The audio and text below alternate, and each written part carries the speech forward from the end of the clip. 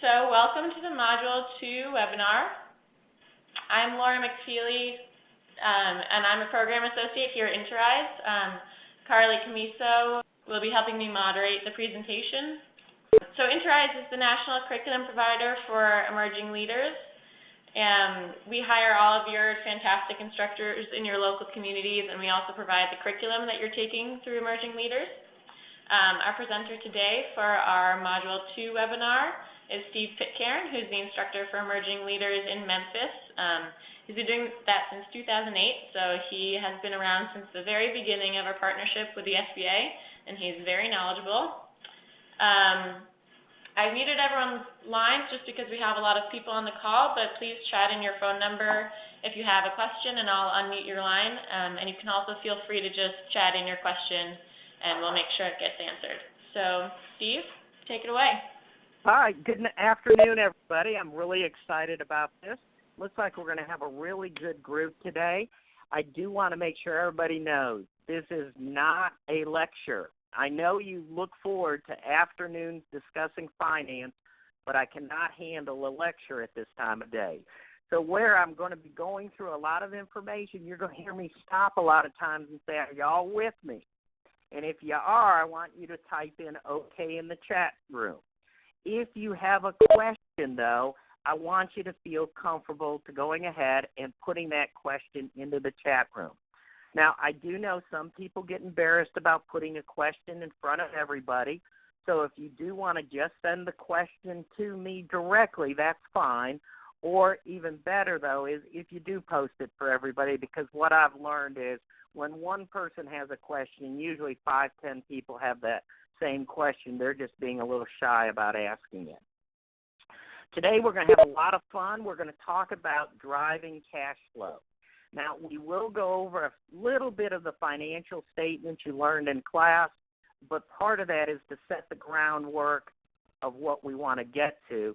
And you will be getting a book following this. It actually went out this morning, downloadable, about collection tactics and cash flow planning tactics, as well as 2 different spreadsheets on Excel that we'll be kind of going over the general idea on this webinar, but the actual Excel spreadsheet you'll be able to play with to kind of start analyzing what your cash is going to look like.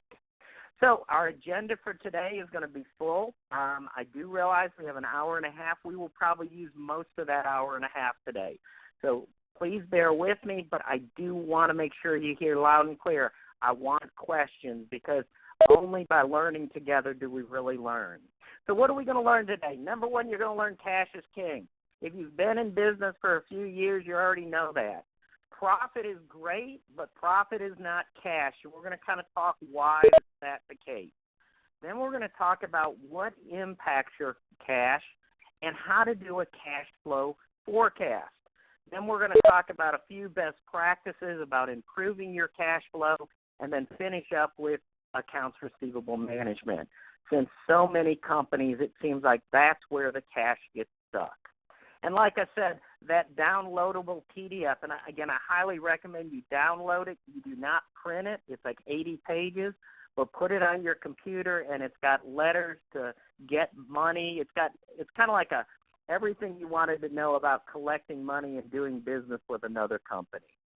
So without any further ado, it's 1:35, and we're going to get cranked up today. So number one, cash is king. 80% of all new businesses fail. Why? Because they don't have the cash to win. And, you think about it, how sad is it that 3 out of every 4 businesses that crank up?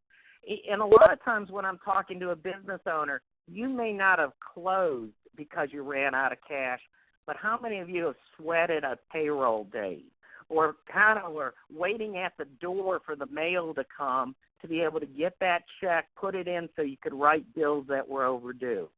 And it's funny because even million-dollar companies have cash flow challenges. And again, sometimes it's in your industry, it's a seasonal issue. Other times it's just basically cash flow that you have exceptional amount of bills all coming due at one time of the year. So again, we all know cash is something we've got to have.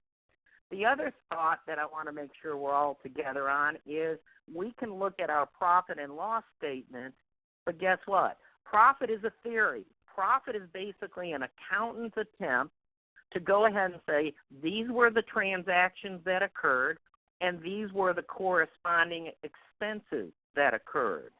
Unless you're cash basis accounting, and we're going to get into that a little bit later, unless you're cash basis, profit is basically a theory. Profit is basically saying, if you had collected all your money, paid all your bills, this is how much money you should have. But even then, it includes non-cash expenses such as depreciation, amortization, or bad debts. So again, cash is the magic number that each of you need to be managing to be successful in your business. And again, I'm going to go real quickly over this. There are two different accounting systems. 90% of the people on this call will be accrual basis. And accrual is basically when you sell something, you write an invoice, and you send that invoice out.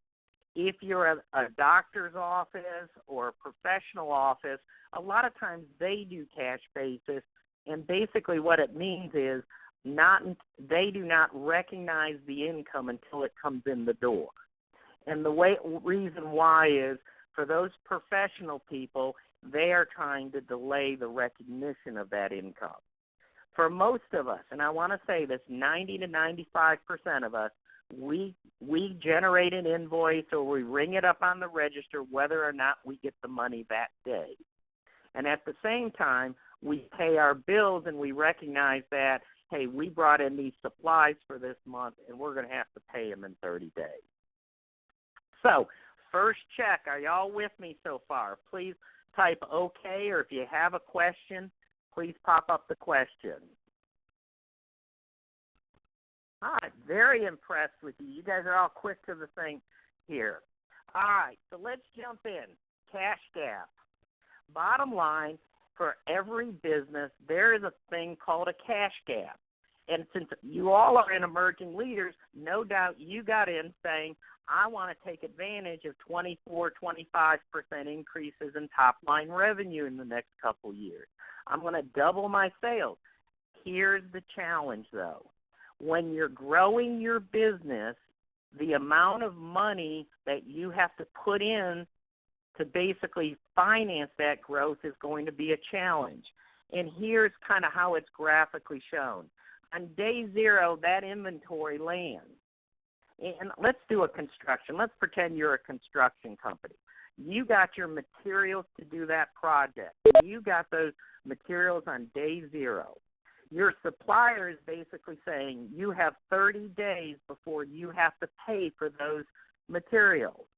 So basically the first 30 days, you don't owe anything, you're working, but wait, what about paying people? Yeah, well, you're having to do some payrolls in there. So as you're starting these payrolls, and then on day 30, when you start paying that inventory down, you're going to start having negative cash flow. Because even though you're having to pay these bills, whether it's the people or the material, you're not getting paid for the work being completed yet. Now, sometimes in construction you can get progress billings, but usually it is where you show that it's been done, you create an invoice, and in this case, on day 60, they created that invoice, but guess what? They still had to wait 30 or 60 days to get the money from invoicing. The cash gap is the amount of time between when you bought your materials or you started and you had to start paying for them, and your labor expense when you started to have to spend money for labor until the time you're starting to get money from your customer. And if you think about it, if your business is flat, it kind of works out pretty good. But the challenge is when you start experiencing fast growth, that cash gap starts to multiply. So again, as we went through in the 5 stages of business growth, when you get ready for that takeoff, you better have some reserves put aside so you can finance that growth or you can quickly run out of cash. So as we go forward, I want to kind of go through the P&L. And again, this is very quick. This is not a class on P&L, but I want to kind of make sure we're all aware of some things. First of all, sales and income. Without a doubt, that is when we're invoicing. And the longer you wait to invoice, the longer you're going to wait for your money. Cost of goods sold or cost of services tend to be variable expenses. So the more you do, the more you have to pay. On the reverse side, if your sales drop, that actually goes down. And it's great from a point that it's variable with income. But I do want to remind you, if your sales are progressively growing, those costs of goods sold are usually due to be paid within 10 to 30 days. Your sales and income, if you're waiting, even though you say, hey, I'm net 30, and you're waiting 60 days to get that money, you're financing that debt for 30 days. Now, gross profit is this great number, and I love tracking it, but the thing here is gross profit's what's available to pay fixed expenses. But again, if you aren't collecting your receivables, it's not there yet. Again, your fixed expenses are basically what you're paying every month. Most of those times, they are the same from month to month. And the final result, like I said earlier, is net profit. And I'm going to go through this one real quickly. Again, here's, again, in summary, what I just went over. When I get down to the net profit, though, I always love challenging owners to say, does debt get paid as an expense or as a profit? And most people go, well, it's an expense. The problem on your profit and loss, your profit has really 4 responsibilities. And when you start doing cash planning, you've got to take that into consideration. You need to make a profit in order to pay down debt. Again, the interest is an expense, but the actual reduction of the liability, it comes out of your profit. Number 2, capital expenditures. If you're going to buy some new equipment and you need 20% down, that comes out of your profit. That doesn't come out of an expense.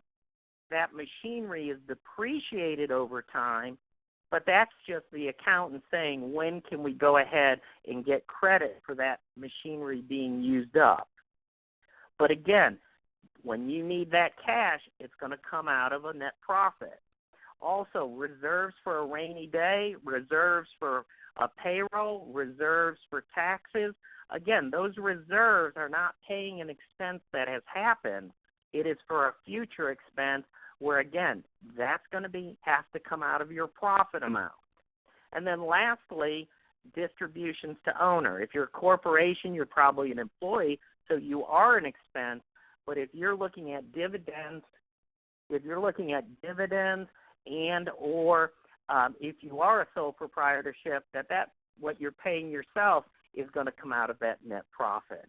So when you look at your break-even, and when I say break-even, I like to say it's really a sales goal where you determine your break-even by taking your fixed expenses and you add what you think your profit needs to be able to pay down that debt, to have the reserves you need, to be able to buy the equipment or at least the down payment on the equipment you need to buy, and any distributions. You add the 2 of those numbers together and divide that into your gross margin. That's going to give you your sales target for that upcoming year. If you don't take that into consideration, that profit is not going to cover those expenses, you're going to run in a negative cash flow. So again, here's just an example of a P&L, and you can kind of see the fixed expenses. Those should stay pretty well the same every month. Most of the time you know when they're going to occur. They're easy to budget and plan. It's the sales number where you're going to see probably more analysis on the forms that I sent you, that you're going to really try to come up with what is a fair projection and then what's a fair projection of cost. Is payroll considered a fixed expense? Great question. Here's the challenge. There's usually 2 components of payroll. One is the direct labor component. That labor that is used to build the equipment, to manufacture the equipment, to provide the actual service. That is a direct labor expense and can be under cost of goods sold. The payroll that typically is under fixed expenses is your general, administrative, and management payroll. And again, these payrolls are everyone who works in the office usually. Those are the payrolls that don't vary by the amount of time or the amount of sales that are occurring. And again, most people have gone with payroll companies that give you a single number. Again, work with them to see if they can give you two classes, one being direct labor, one being wages and salaries, which is your general administrative. I do want to throw one thing out, and you're going to hear me mention this a couple times. I am sure each one of you have gotten burned if you have weekly payrolls, that there are 4 months of the year that you have 5 payrolls in those months. And if you pay every 2 weeks, there's 2 months of the year you have 3 payrolls. Those are the months when you're doing your budget, you need to make sure you take that into consideration. So many companies get that extra payroll in a month, and yet they're not collecting the money for the extra week of servicing till a month later, and they get into a cash bind. All right, so we kind of covered P&L really quickly. Are there any other questions, or are you all okay with me so far?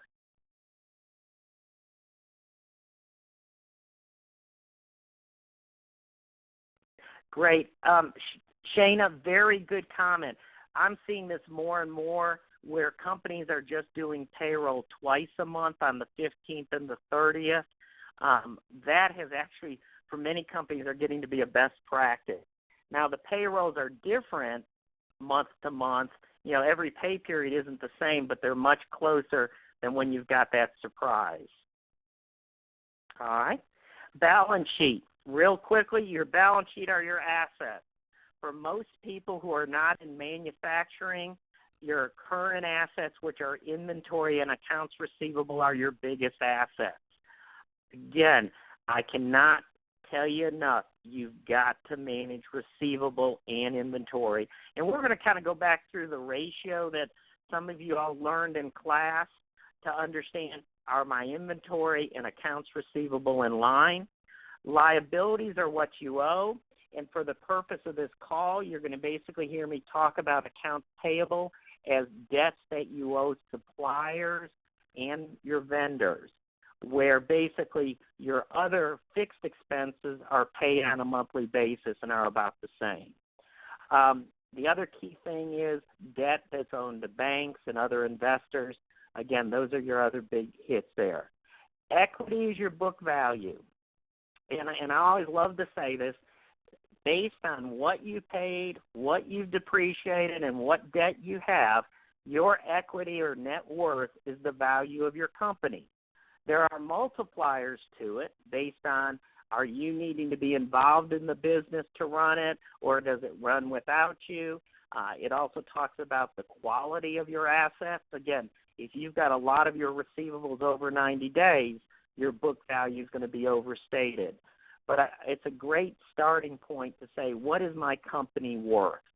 And again, when we look at your balance sheet, assets and liabilities are usually paid out of profit. And I say that the liabilities are, your assets are basically always trying to be converted into cash. Again, Raj, cash is definitely part of your current assets. However, for most companies, that's not a large number. Typically, the cash is maybe 10% of the assets. Some companies, sometimes with an owner who's debt adverse, will have a lot higher cash, but it's definitely a accounts receivable. It's a current asset. All right, so let's kind of jump into this cash model, the whole cash cycle. Bottom line, you buy inventory and make purchases of inventory. When you liquidate it, you generate sales that create accounts receivable. Bottom line, when you collect those accounts receivable, you get the cash in to pay your bills, which then frees you up open to buy more inventory.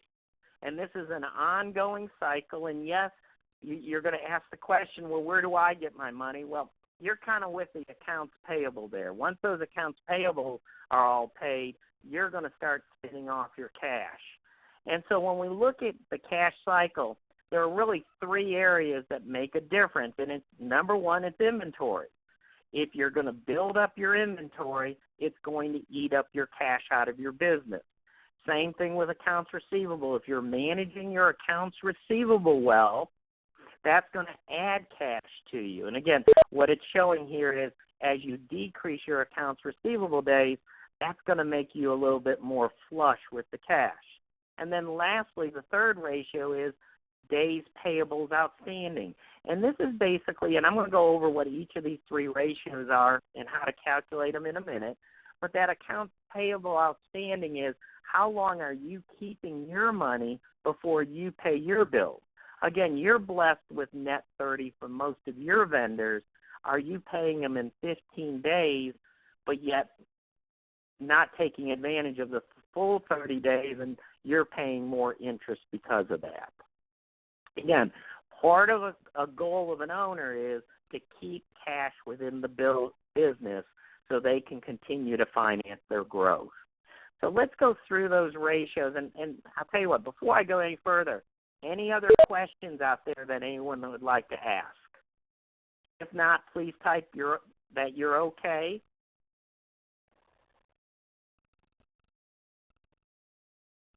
All right, great. It looks like everybody's in good shape.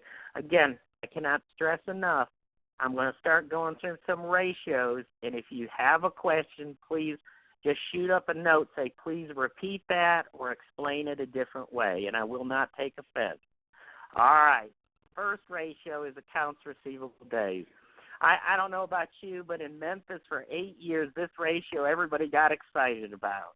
It basically, the ratio is accounts receivable, the amount at the year end or the month end, divided by the sales for that same period times the number of days in the reporting period. So if it's a monthly report, usually you'll use 30 days. If it's an annual report, as the example I have here is, this fictitious company had $240,000 of accounts receivable. Their total sales for the year was $1 million. It was an annual report, so that there was 360 days. And again, for those of you who are technical, yes, I know there's 365, but whether you use 360 or 365, it basically comes out with the same answer. The end result is accounts receivable days were 86. In other words, that means that this company has basically 90 days, and if its terms is net 30, your accounts receivable person is not doing a good job. If it's you, look in the mirror and say, what do I need to do to spend more time, okay, to collect the money? On the reverse side, if this number looks good, basically you can manage your business and know that it's being well run. And Garnet, you asked a really good question there. Why is this way of looking at an accounts receivable better than generating an actual report? Bottom line, Garnet, what we're trying to do is to get you to a point where you're letting others run your business.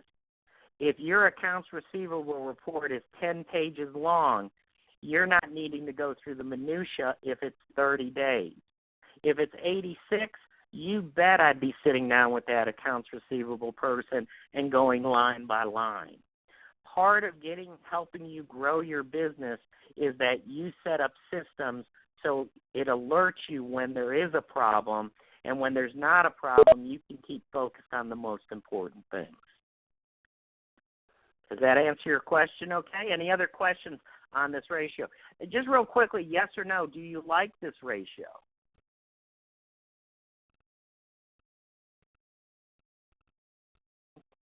Great. How often should this be? Shayna, I recommend that you do this once a month. Again, sometimes if you do it the first day, month ending, if your company's somebody who puts all their invoices in at the end of the month, it may be overstated a little bit. But what I like is if you consistently do it the same time every month, what you're going to be able to do is track yourself and see what is normal and customary. Also, while you were in class, all of you went ahead and got the industry standards for your industry. Look at that. That will share what the industry average is for accounts receivable. If you're in construction, 86 days might be good. However, if you're in a normal service business, 86 days would mean you're on the road to financial disaster. All right. Janice, again, like I said, I would track it to keep trying to improve it, to get it as close as your terms, and look at your industry standard as comparison. The amount of sales, it would be the monthly sales. If you're looking at your June ending report, and I'm saying it's a 30-day just for the month of June, you would use June sales as the denominator and 30 days. If you're using your year-to-date report at the end of June, you would go ahead and use your sales for the first 6 months, and then days in the reporting period would be 182. Gilberta, good question. I can't tell you without knowing your industry, but for a service industry, 42 does not make me get a lot of get nervous. Shana, thanks for the feedback, and I will read the questions before answering them going forward. All right, let's go to the next ratio. This one is called inventory days. And this is another one if you're a retail store or manufacturer, somebody who carries a lot of inventory. Basically what it is your inventory divided by the cost of goods for that period of time times the day's reporting. Now, I do want to make sure you realize it's only the cost of goods component that deals with the materials. So again, if you also have direct labor, take out that part and just do the materials. But basically what it's saying is how much material, how much inventory am I holding on hand at any given time that's tying up cash. And again, as much as accounts receivable days vary, this one probably varies more by industry than anything else. But I'm going to phrase it to you like this. If you can replenish your inventory within a week or two, I don't know why you'd need more than 3 months of inventory. On the other hand, if it takes you 60 days to get replenishment of inventory, you might be seeing 180 to 230 days. Again, this is one that I love to track, and again, as just-in-time inventory supply it keeps getting more and more prevalent, how do you keep looking to reduce this number without hurting your customer service in terms of being able to get them the products they need? And again, when we say inventory, this doesn't apply to service companies. This truly applies more to companies that are selling retail and or, by the way, this does also work in construction companies. I've seen where they've kept too much inventory on hand that they had extra product after jobs and it just built up. But again, a great thing to look at. All right, the next ratio is days payable. Again, this is your accounts payable divided by your purchases for that period. And again, those purchases will be that same denominator that you used for inventory. So again, same. In this case, that this company had $100,000 of accounts payable. Just like the last example, their cost of goods sold for materials were $700. Multiply it times the 360 days. They basically were 51.4 days of payable. Now, if your industry is net 30 terms, you're going to kind of be known as a slow pay person. But again, you need to look at what is your industry average, what's normal and customary. Be aware, don't rush to pay your payables early unless you're getting a discount. But on the other hand, if there's no discount, I would take it to that 30, 35 days. All right, again, we just went through 2 ratios with lots of math. I want to go back and do a quick check. Are you all okay with where we're at, or do you have any questions?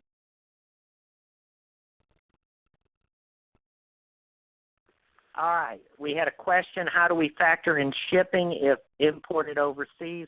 Again, that would add to the cost of the inventory, and it would add into the cost of goods sold. So it would affect both the top and bottom of that equation. Gene, I'm glad you can handle the math. Direct labor is hard. No, again, payables in this case, Shana, we're only considering accounts payable as the supplies from your vendors and materials. That's why you would not include that in the denominator of the cost of goods sold. All right, you guys are doing real good. I appreciate all the questions you're asking. Again, this is one of those things, most people don't do this often. So again, it's one of these things, you set up your dashboard on a monthly basis and you hit these, you kind of start tracking these numbers. I promise you, it will be eye-opening for you. All right, so let's kind of go back. Same model as we talked about before. Again, the things that add to cash is when you reduce your days of inventory, you reduce your accounts receivable days, and you improve your accounts payable days. All right. Sue, she asked, how do you look at this for a service industry? The only difference here is that you're going to skip the inventory. Really, in a service business, your inventory is your labor charge. That you're hiring people and you have a liability. Those people generate sales. You collect your money, and you hope to God you make your payroll. All right. So how do we do a cash flow forecast? And again, this is kind of something that you set up an annual budget, and then you start playing with it month to month. Most clients that I work with on this, it takes them about 6 to 8 months to get used to it, to play with it, until they can be projecting their cash flow for the next 90 days with a pretty good accuracy. The goal here, and I want to make sure everyone understands this, the goal of a cash flow forecast is knowing when you're about to have a bump in the road and being able to react to it in advance, so when it does happen, it's not like stop everything else, let's focus on money. It's one of those things where you're saying, hey, in the month of September, historically, we have a slow month and cash flow's tight. Well, start thinking in June, July, August, do we start putting some money aside so that when we have September, we have enough cash to make through without dipping into debt or dipping into some other slowing our payments down. So again, you want to get into learn what your habits are about when you pay, how you pay. This is something, too, that each of us have a different amount of security. So again, where one person, I think, Raj, you brought up earlier, where's cash? You may be somebody who really believes in having a lot of cash on hand. Where I see other businesses that hey, if they've got $2 in their account, they're feeling good because they're at least positive. So again, your risk factor is going to say, how much do I need to keep on hand? What's the minimum that I want to have at any given time? The other thing is, on your cash flow projection, you've got to make sure you're taking account of those things that you pay out of profit. Again, your profit and loss budget does not include how am I going to pay my loans, how am I going to put a reserve in fact, how am I going to go ahead and give those distributions to the owner. So again, you're looking at where your cash is coming in and how frequently. Again, one of the things we're going to talk about is if you're a retail store, you basically sell it today, you probably get your money in a week or that day or within a week once the credit card charges go through. If you're a service company and you bill at the end of the month, it could be 30 to 60 days after the point you spent that money that you actually get that invoice paid. The same thing is we're going to look at when do you pay your supplies and you pay your variable costs. All right, so again, skip the slide there. 4 main sources of cash: income generated by the business, the cash you borrow, the sale of assets, and any capital injection.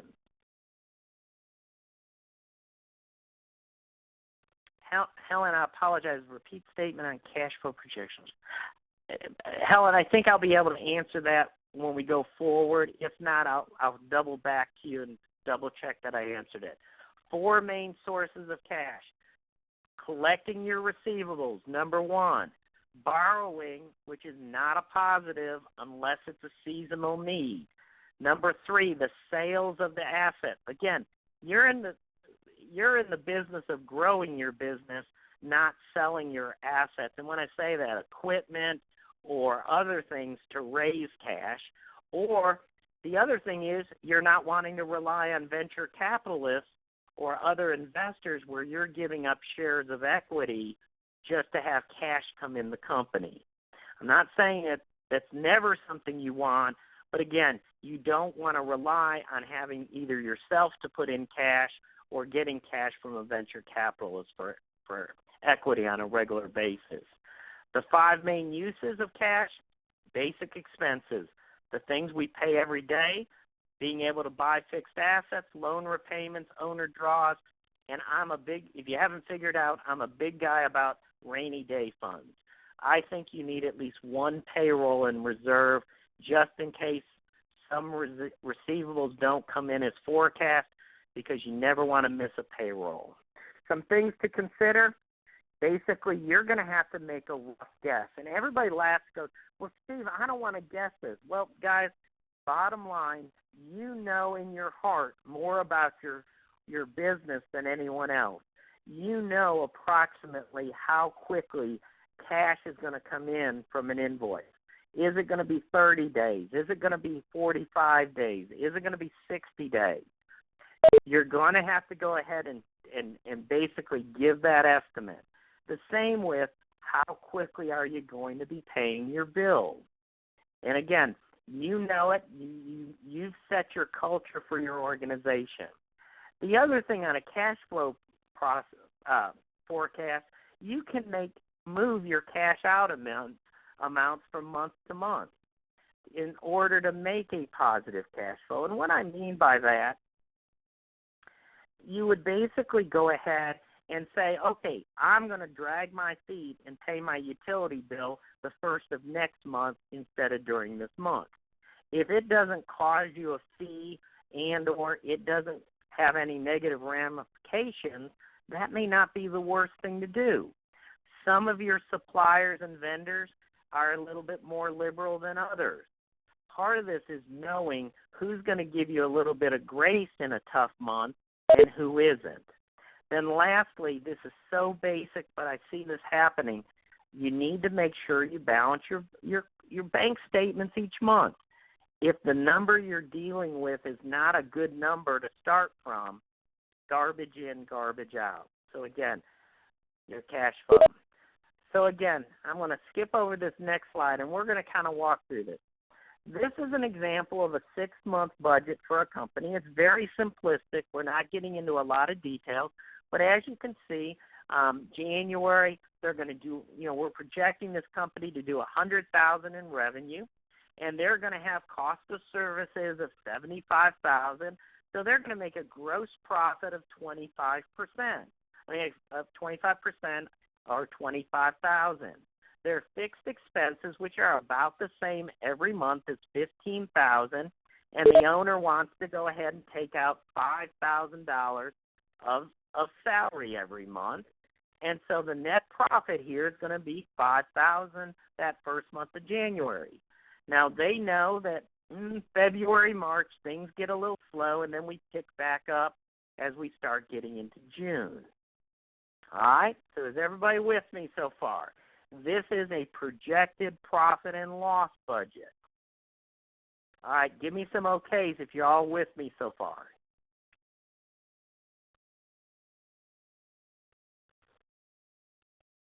All right, good. So what we're going to do now is I'm going to add in last month. Because remember, you got to remember what happened last month, because a lot of times what happened last month is going to affect us this month. And if you look at this, in the month of December, they had $50,000 of sales. You know, it was the holiday, things slowed down. The cost of goods sold, again, maintained at that 75% level, so $37,500. Gross profit of $12,500. They had their $15,000 of expenses. The owner took his $5,000 out, and on the P&L it's showing $7,500 of loss. And at the end of the year, in 12/31 and January 1st, we started the year with $5,000. So again, if an owner is sitting here looking at this, they're going to say, "Ooh, all right, we're gonna be up to $10,000 in January. We're gonna get into February. It'll drop to $87.50. Ooh, March is gonna be a problem, and we may have to take a little pull from our line of credit. But overall, we should be good by June." Where I want to go though, in reality, what's going to really happen is your receivables, if you collect your receivables 30 days, if your terms are 30 days net, you're really going to be collecting your December receivables in January. And at the same time, you're having to pay your suppliers who are net 30. Again, that's 30 days later. Your gross cash received is going to be $12,500. You add that back to your $5,000 you started the year with, so you're at $17,500. You pay your $15,000, your $5,000. All of a sudden, your cash flow from operations is a negative, and guess what? On top of that, you've got to make your loan payment of $1,000. So instead of looking at $10,000 at the end of January, really what we're looking at is they're going to be $35,000 in the hole. And a term I just used, if I said BOM is beginning of month. Okay? So the cash position is the beginning of the month, what you started with, plus your cash flow, which was negative, plus any loan payment, which was a negative. And when I say loan, that's either, God, I spelled loan wrong. That's a Tennessee spelling for those of you who are familiar with that. But that's net proceeds of your loan. Did you have to draw on your line of credit, or did you pay back your line of credit? The reason why I want to bring this up is we look at our budgets, and if we don't take into consideration the cash flow, we're going to be in trouble. So if you look at it, though, in February, he's going to get healthy. In March, they should be healthy. So again, part of this is if this person was wanting to play with where they pay their suppliers or with some of their fixed expenses, if they could hold off paying some of their fixed expenses until the month of February by $3,500, they should be able to be okay. But what I'd be saying to this owner is, January, February, March, you better be hitting your numbers. You're cutting it way too close. To the point where if you look at it in March, he's already going ahead and planning that he's going to take a draw on his line of credit. And he's even looking at it saying in April and May I'm having to take additional draws, and even then I'm forecasting negative cash flow. Now, I want to double back. If this is the budget that you worked on with your accountant, it looks like, hey, for the whole 6 months, I'm going to be in great shape. The problem is if you don't adjust it to cash flow, including the things that are having to be paid out of profit, you can see the difference. Is everybody okay with me? Does everybody see the difference and why I'm challenging you to do it as a cash flow instead of as a financial budget based on a P&L? And again, if anybody has any questions, please ask them. Okay, it looks like we're doing good. All right. Just a reminder, the cash gap is in everyone's business. You know, if you're a retail store, you're going to have to buy inventory before you can sell it. And unless you're really smart, usually you're not going to be able to sell it in the 30 days before it comes due. Same with labor. You open that store on day one, you're having to make a paycheck a week from that Friday. And again, that may be before you sell enough product to cover that paycheck. So again, this is a reality to all of our lives, and by doing a cash flow projection, you're trying to take something that you're budgeting and put it in a realistic format. How do you know you need to take a loan? Bottom line, it's gut feeling. If we go back one screen there, Sue asked a great question about how do you know that you need to take a loan. I'm going to put it this way. My gut feeling is in April they're going to have to take $6,000 to $7,000 out, not just the $4,000. I think they're being optimistic that maybe they could delay their rent for a month or two. Again, part of that goes back. If you look at that bottom line, that cash position is really, really tight. If I was them, I would probably take a little bit extra. Where do you factor in estimated tax payments? Again, that's a reserve, so basically you're going to have to add another line under the loan payments for that. Again, a estimated tax payment is basically in advance of that tax being owed. All right, so again, 3 ways to reduce your cash gap. We've got to increase the payables period, decrease how long it takes for you to get your money in terms of accounts receivable, and we need to continue to increase your inventory turn. So what are some strategies that we can do to get into this? So I'm going to go through a bullet of ideas, and then I'm going to open it up for other people who might have some ideas. Number 1, require partial or full deposit on a contract. Again, how can you get some of your money up front? If you're in construction, a lot of times this is called a mobilization. If you're a service company and you're needing to buy equipment, can you go ahead and get that equipment in and at the beginning and go ahead and have them buy the equipment before it even lands? Or at least invoice them at the same time you're ordering it so you're not having to wait and carry that load. Number 2, finish projects. Again, this sounds so stupid, but sometimes doing the last punch list can take 20 and 30 days. You need to focus on finishing the project strongly so you can go ahead and get it billed. Don't let projects drag out for 1 or 2 last-minute items. Number 3, systemize your billing and invoicing. This sounds so crazy, but again, how do you simplify it so everybody can do the prep work so billing takes 10, 20 minutes instead of taking a day to get the invoices processed and sent out? Number 4, bill when you get done. Don't wait to the end of the month. I laugh about it. So many of my clients, they wait until the end of the month and they try billing the last 2-3 days of the month. Why not go to weekly billing? Why not go to even daily billing and go ahead and get it out there so that clock starts to happen? Now, I'm going to take a second real quickly. For the 2 of you who asked about the cash gap screen, I will go back to that at the end, and I don't want you to think I'm neglecting you, but at this point it'd be wrong to double back.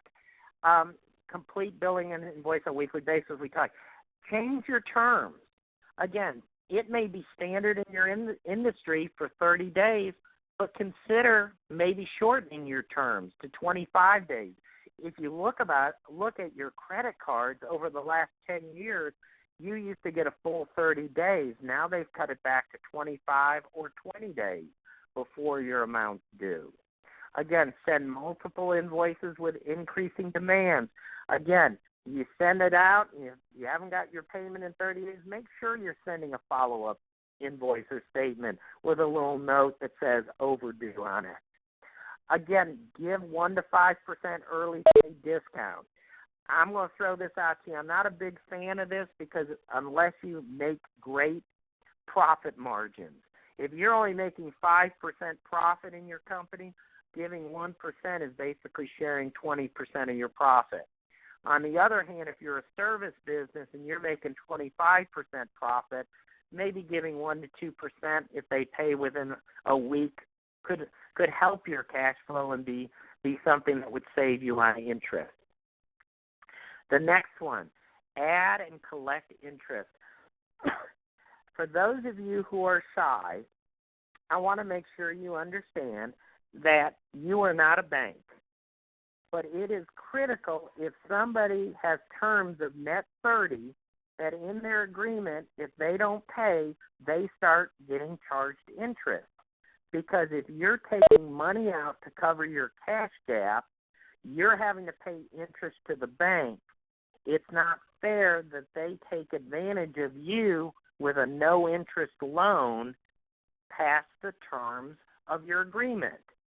The other thing which I've found over and over again is in your agreements to do business, your invoices, etc., you need to make sure it's clear that if somebody needs to go to collection, any collection company or attorney fees are paid by the debtor.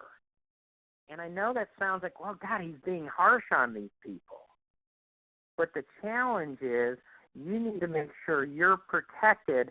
So if you need to go to a collection agency or you need to go to an attorney to collect the money, you need to be able to go ahead and be able to recoup that. If you go to a collection company that has to get an attorney and collect that money, you're going to get 50 cents on the dollar unless that phrase or that part of the agreement is added on. Now, I've had a whole bunch of comments here. How do you add and collect interest? Bottom line, QuickBooks will do it for you. Just turn the thing on QuickBooks and do it. No one pays this. Well, here's the thing. Are you willing to enforce it? What I always like to do is if the first time someone gets it, they call me and go, Steve, I just don't think the interest is fair. You restate your policy and say, great, I'll waive it. I'll be the good guy. I'll waive it this time. But if it happens again, we will go ahead and you'll be charged that interest. So set it up. You can be the nice guy. You can always write off that stuff. Next question. Some state governments will restart the process for payment if I add interest. Again, I'm going to throw this to you. I don't know where you're at. Again, if you've got people playing games with you, I would get with a business attorney and have them advise you about what the best way to do it. Again, I will say this in the state of Tennessee, depending on how your contract's written is how well you can collect it. It does become difficult to manage if you do have to restart the day, but I'm going to put it this way. I would definitely check to see if there's a way around it. If it's not service, how can we word it on an invoice that isn't illegal? Again, I'm going to recommend, guys, I am not a lawyer. I cannot give legal advice, but I'm going to say I see this out on a regular basis where people are charging interest and getting it paid. I've raised rate to that. Okay, Gilberto has got a great thing too. One of the things I like doing with my clients is rating the clients A, B, C, and D. And I'm going to throw this to you. If you've got a C or D client, if you're not willing to fire them, but you're wanting to keep doing business with them, I would give them a price increase. If it's going to always be 60 days to get your money, go ahead and increase their fees so that they're covering that cost of your money. Again, I think that's a great strategy, Gilberto, and I've seen it done and work. I'm just shocked at how many people will pay the interest. All right, outsource the entire billing and invoice process. It was interesting. The first time I heard about this was up in St. Louis, and we've actually found where they do it in Tennessee too, where you do your invoices and you turn them over to a company, they give you 84% of the value of those invoices immediately. They keep 1%, and when that invoice is paid within 90 days, you get the remaining 15%. Now, I'm going to put it this way. That costs you 1% of all your invoices, but you're also getting your money in the next day or two. Again, that is a low-cost factoring. If you sell your receivables, they're going to want to buy all your receivables, the good or the bad. When we start seeing factoring, traditional factoring, you're looking more 10 to 15% of the value of the billing. Again, this is an option for people. I've seen some people who've done this well. I will tell you, though, once you go to factoring, it's hard to get back off of factoring. But there are some very innovative hybrid factoring that is out there. Again, it is expensive, but it gets you your cash quickly. We already talked about number 11. Again, how do you keep focusing on minimums and maximum levels of each inventory item so that we don't order just because we always order 20 of them, but we really know what we truly need to be able to get through the next 30 or 60 days. Again, as more and more companies are able to ship and get you what you need on a short-term basis, the days of having heavy inventories are leaving quicker and quicker. Again, if you can buy inventory on consignment and only pay for it when it's sold, to me that's a big win for you. Again, you're not carrying the cost of inventory and you're being able to turn your money quickly. Again, negotiate price on large orders, but receive them over 3 to 4 months. In other words, let's say you purchase about 1,000 widgets over 6 months. Can you go to your manufacturer and say, what price will you give me for 1,000 widgets instead of just ordering 100 a month at whatever the going price is? And if you make that commitment for 1,000 widgets over 6 months and say, okay, I need 166 of those delivered each month at that rate, a lot of times manufacturers will do that based on the guarantee that you will go ahead and order that much. And you only pay for those that you receive on a monthly basis. Again, don't hesitate to negotiate with your vendors for longer terms. If it typically is 60 days for you to get paid, go ahead and see if they'll accept 60-day terms from you so that they know you're being upfront and honest. All right, we just went through 14 quick bullets. Are there any other ideas to shorten your cash gap that I didn't bring up, or are there any other questions out there on those?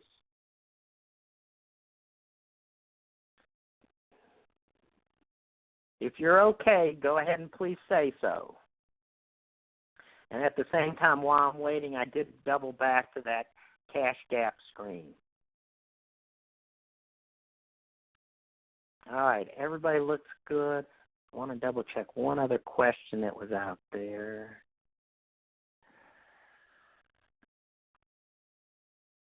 Okay, the last item. I'm going to go back one screen. No, that must have been the screen. All right. Everybody looks okay, so we're going to jump ahead. Developing an accounts receivable system. All right. Number one, if your receivables are in trouble, without a doubt, and I don't remember who brought this up, I recommend owners go through the report weekly. And you go through it with the person responsible so they understand the priority. You need, if you don't have the right team member in receivable, they cannot be friendly. And when I say that, they can't be there. They have to have a lot of self-esteem. They've got to be able to be strong and persistent and collect that money while maintaining a good relationship with your customers. A lot of companies say, well, I'm going to use my salesperson to collect it. The only time I've ever seen where it's effective for a salesperson to collect invoices is where they don't get paid until the invoice is paid. At that point, when they have skin in the game, they become much more effective. If you are not good at collecting receivables, it's worth you hiring somebody or delegating it to somebody on your staff. This is a key part of your business. Just because you sold it is one thing, but if you don't collect it, you're losing the battle. Again, develop a strong contract that has consequences. This is kind of like what we talked about a little bit ago.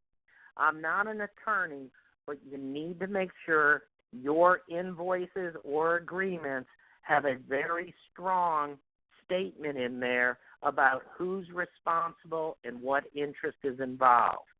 And when somebody does business with you, part of that onboarding of these new customers, you need to be very open with them that we do charge interest if you don't pay within 30 days. And if we have to go to collection, you're going to be responsible for any collection or attorney fees. Set the expectations and ground rules early. Be firm, friendly, and fair. This is one of the things, and a little bit ago, who was it? Raj talked about he sends out dunning letters. In the packet that you can download are a lot of different letters. But what I want you to be thinking is, do not handle everything on a case-by-case. Have a set of letters drafted. When somebody's 45 days, what letter do they get? At 60 days, do we call? It's a system, guys, and when we forget that this is something that's a necessary part of business, everybody should understand that at this day we do this. At this point we do this. At this point we call a collection company.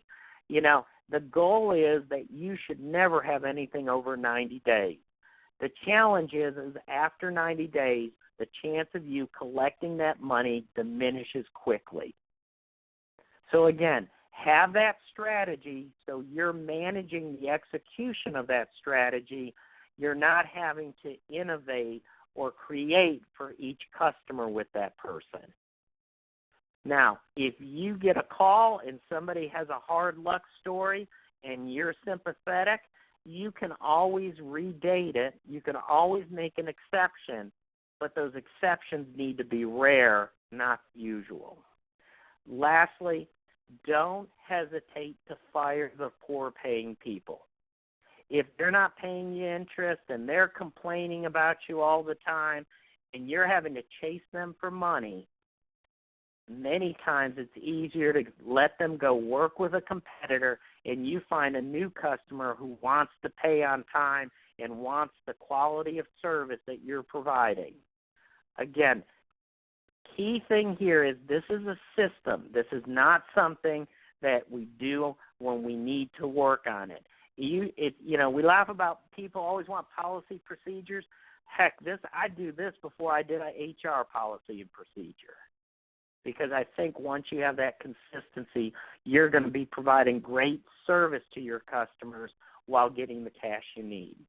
All right, any other questions about receivable? Anybody who's had a frustration with receivables that they'd like to share, and how did you resolve it?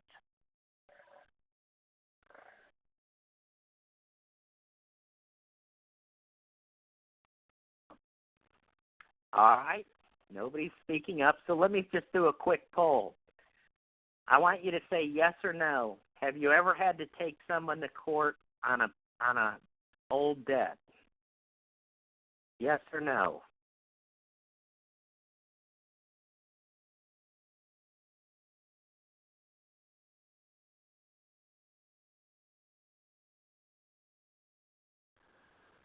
Okay, did I lose you all? Oh, I see what happened.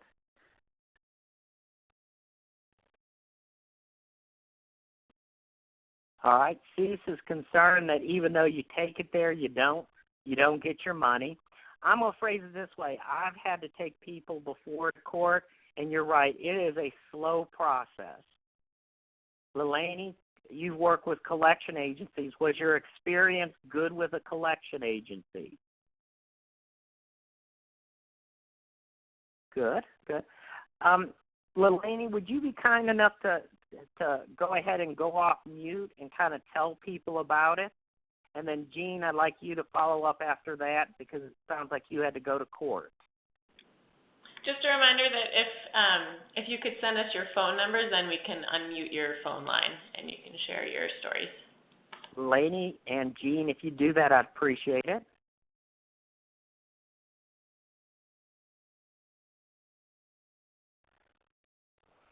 Yeah. In Ms. Vega from Puerto Rico, I would definitely say if they don't pay during their terms, they end up buying from a competitor, that may not be the worst thing. The biggest thing is you've got to be more aggressive to get your money used up front. Jody, your point's well taken. A lot of times collection agencies are slow because they give them 30 days to pay for it, and then they set up a payment plan. And just so everybody knows, collection agencies on average only collect 41% of the money given to them. Out there, the phone numbers are out there. Can you go ahead and turn those folks on for me? Lelania, can you talk? Yeah, I'm ready. Yeah, I'm here. And did I butcher your name, or was that correct? It's close. Leilani. Leilani. All right. Yeah. What was your experience with a collection agency? Well, we had a client who used our services and paid really well for a long time. And then they became slow payers and eventually stopped paying altogether. We did stop servicing that account, but it took me a while to finally agree to turn it over to a collection agency. I found a good agency, but I hate giving the agency 25% of what they are able to recover. However, they were very good. We collected, I believe, about 75% of congratulations. the account. Did you feel bad about turning that account over to collections? No, because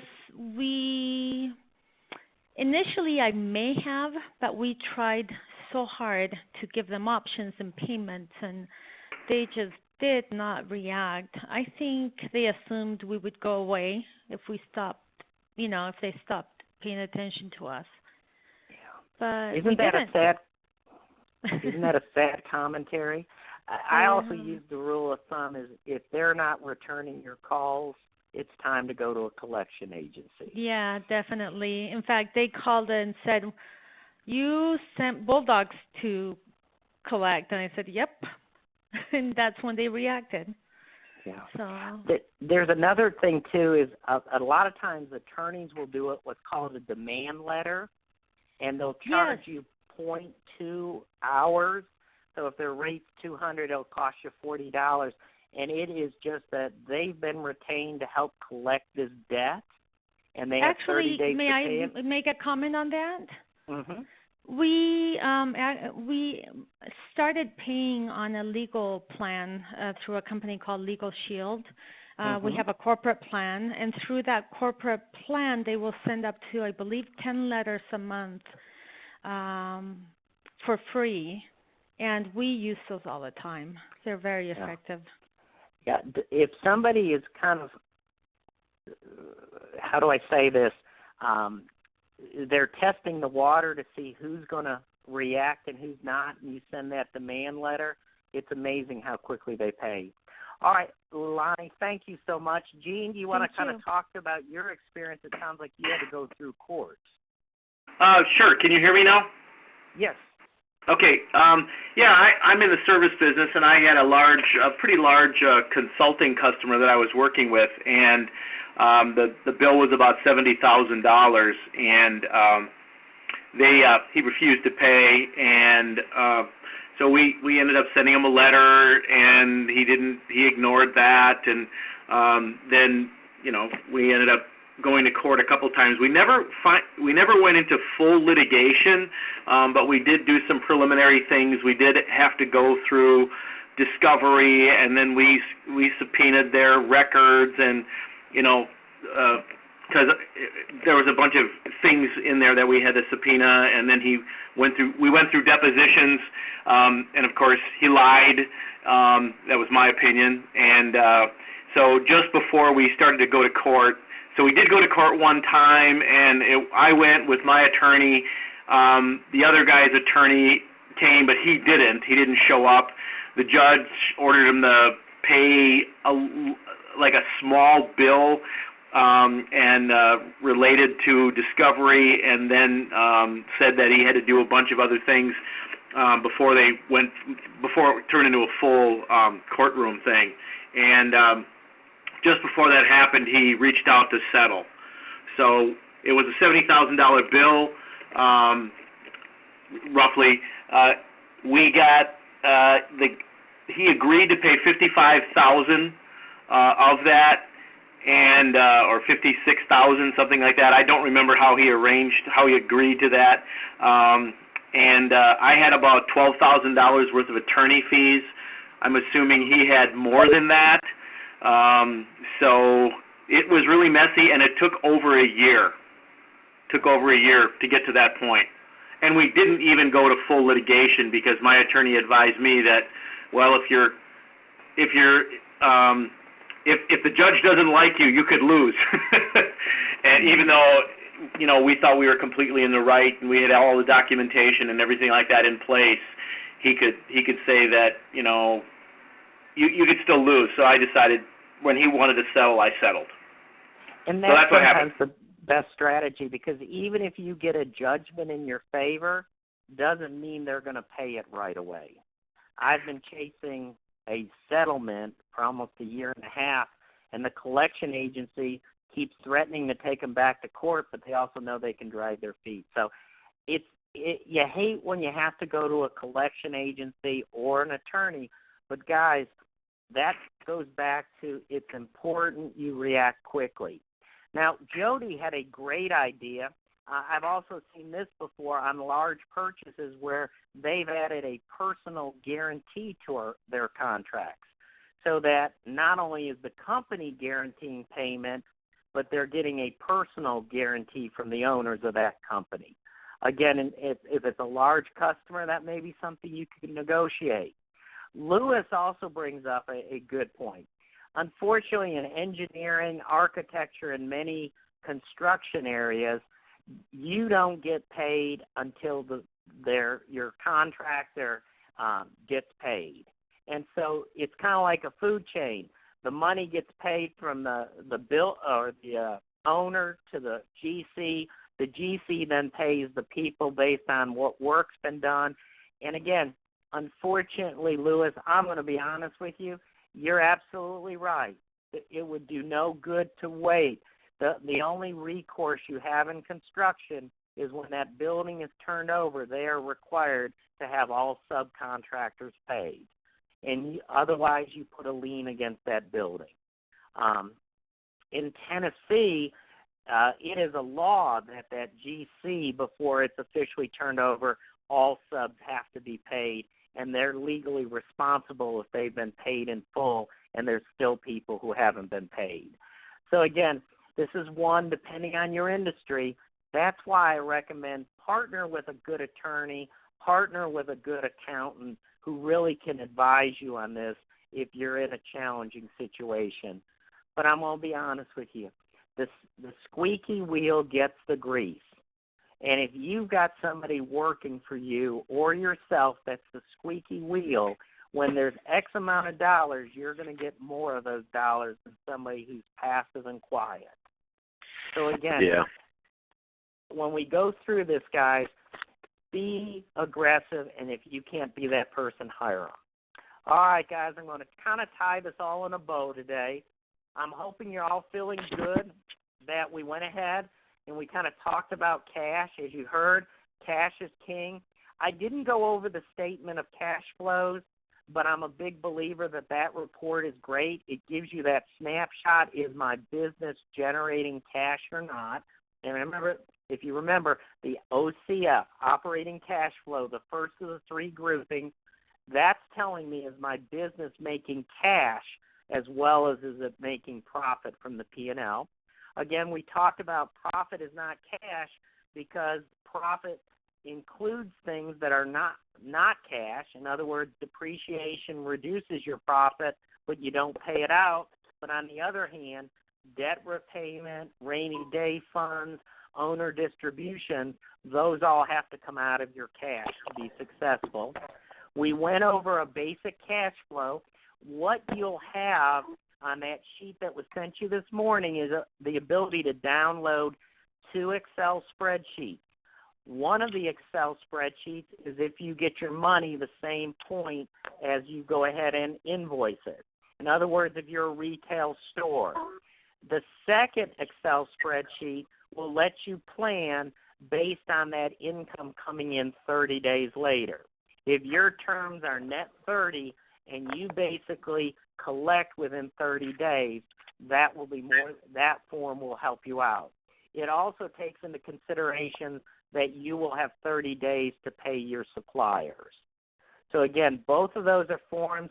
They look intimidating, but once you kind of play with them a little bit, they're easy to work.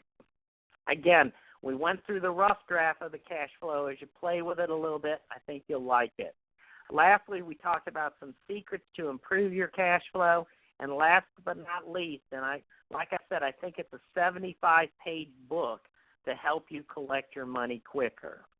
So at this point, are there any last questions for today?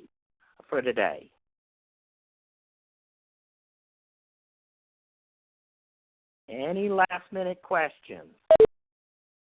Okay. Last thing of the day. This is my name. This is my email and phone number.